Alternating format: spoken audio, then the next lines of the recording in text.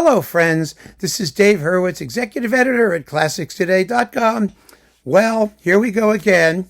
We have François-Xavier Roth and his period instrument band Les Siècles, which basically sucks. Les Siècles. They're okay. They're a period instrument pickup band. With all that implies. They play the notes. And here they're doing the complete Saint-Saëns tone poems and the Bacchanale from Samson and Dalilah. Oh yeah, steamy sex there on period instruments. My goodness, you've never heard a less lubricated Bacchanale. And then we've got the Carnival of the Animals and the film score, L'Assassinat du Duc de Guise, one of the first ever film scores for the silent movie. It's only like 20 minutes long.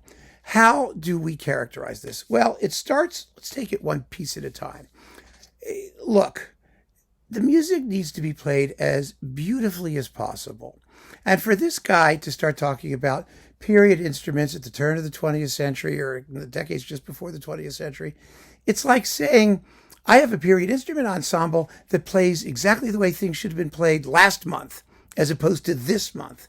The differences are not going to be large. And where there are differences, everything that came later was an improvement on what basically already existed.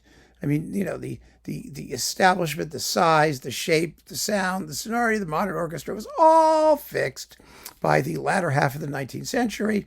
And everything after that was just better players, better quality instruments, better technical proficiency, better.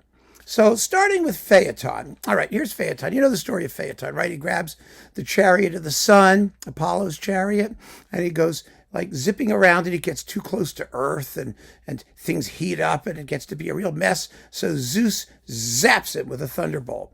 Okay, so there you go. Very, very simple and straightforward. This is just a lousy performance. I mean, I could deal with period instruments if the performances were great, right? Because, I mean, exciting, interpretively fabulous. If something really distinctive happened, if Roth actually knew how to conduct the music effectively, but he doesn't. So Phaeton goes really, really fast. It's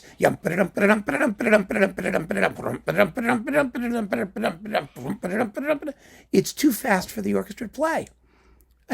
Something can sound faster if it's done slower but articulated. You've got that ricochet string.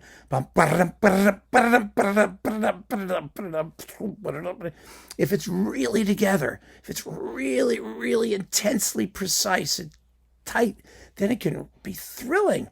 Well, this isn't. This sounds sloppy.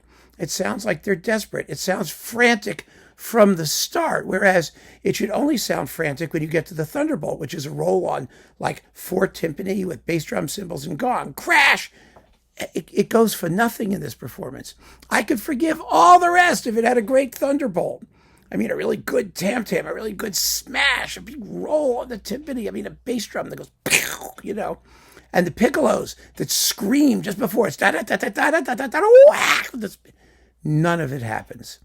It's a total damp squib. So Phaeton, forget Phaeton. It's just misconceived. It really is. Part of the problem, of course, is that the string section is undernourished, maybe from dearth of vibrato, maybe from dearth of numbers, maybe from both. But they just don't have the weight. Now, next comes La Jeunesse d'Hercule, the youth of Hercules. It's Saint-Saëns' dullest tone poem. It's really boring. It's patchy and sectional. And it takes a genius to pull it together. I don't think there's been one yet. This is just boring. It's just dull, period. Next. Then we have Le Rouet d'Omphale, spinning wheel. Oh my God. Now that's supposed to be seductive, sexy, charming. It starts out very elegantly and with a sort of Dance of the Hours tune, da-da-da-dum. Ba-da-da-da. Well, this is da-dum, ba-dum, ba-dum, ba-dum, ba-dum, ba-dum, ba-dum, ba-dum, ba-dum. Well, here, once again, you have this choppy phrasing. It sounds like she's, well, I can tell you what it sounds like. I have a visual aid here. Here we go. Here's Omphale. It sounds like she's trimming her hedges. Da-dum, ba-dum, ba-dum, ba-dum, ba-dum, ba-dum, ba-dum, ba-dum, ba-dum, ba-dum, ba-dum, ba-dum, ba-dum, ba-dum, ba-dum, ba-dum. See? That's what it sounds like. I really thought it was like music about a hedge trimmer. I mean, this you may recall, this particular device I originally used as a demonstration for my video about Zelenka's Missa Circumcisionis. Remember that? Yeah. Yeah. Well, now it sounds like she's out trimming hedges. There's nothing seductive, dangerous, subtle, charming, winsome. None of those qualities here. It's just fast and choppy. The phrasing is just, it's in little sniglets that dryly are separated from each other. There's no attempt to create longer phrases. And maybe because the instruments can't. I don't know. So then there's the Danse Macabre. Oh, the Danse Macabre. Okay, it's not horrible. It's not as bad as the rest of it. It really isn't. But, the solo violin is nice and scratchy. I mean, the solo violinist does a very good job. The solo violin is much louder than the rest of the orchestra, just about. But, hey, But again, you compare it to, well, Ormandy in Philadelphia, the great Danse Macabre, when the big tune comes in, da da da da da da da da da dum bum ba da da da. Oh, and you just go, oh yeah, that's the way it's supposed to sound. Now, the Bacchanale from Samson and Dalilah, like I said, it is singularly ill-lubricated. But what really fascinates me about this particular Bacchanale is that we don't even get you're supposed to have iron and wood castanets. Period instruments, mind you. I wouldn't care, but it's period instruments. Ormandy has them. He uses something to at least give us what Saint-Saëns claims he wants. I don't hear that here, barely at all. Everything is, you can't have sex without castanets, as you know. I did a whole video about that. You can go watch it. Sex and castanets, just look it up. But I mean that the hoochie coochie dance. Ya da da da da da da da da da da da da da da da da. I mean, it's just, there's nothing steamy about it. Now, granted, it's a mid-Victorian Bacchanale. It's a little proper. Saint-Saëns was not going to, let it all hang out in his Bacchanale. But still, it's French. I mean, for heaven's sakes, it's supposed to sound sexy. That big tune in the central section, yada, yada, yada, with the harp going, thwong, Listen to Ormandy in Philly. Same piece, in the same piece. I mean, what a difference. Oh, my goodness. You see, if you don't know these other performances, the great performances of this music, you might be misled into thinking that this is adequate. But it isn't. It's all a game of comparisons. I say it over and over again. You have an option. You can spend money on this. You can spend money on that. How are your resources and your time best deployed? Not in listening to this. Now, Carnival of the Animals. How do you ruin the Carnival of the Animals? They do it. First of all, period instrument people are the vegans of the classical music world. They are these sanctimonious, sort of preachy types who are more concerned with being truthful than with having a good time, than with making the music joyous and witty and all of the things this music is. It's the sound is harsh. It's gritty.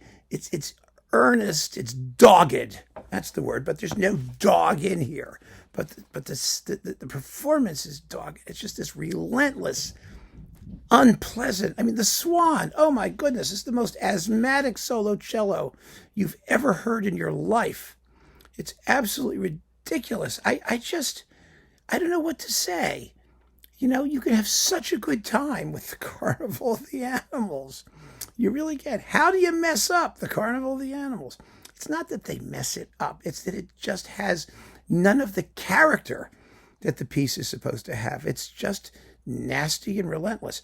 Now, the film score, L'Assassinat du Duc du Guise, it's only about 18-20 minutes long. It's in an introduction with 5 tableaux or so, a bunch of little tableaux. Musically, it's a nullity. It's completely unimportant. There isn't anything in it that matters. It's written for a small ensemble of a piano and a harmonium and a few strings and winds. And, it has a lot of music that accompanies something happening, like walking. It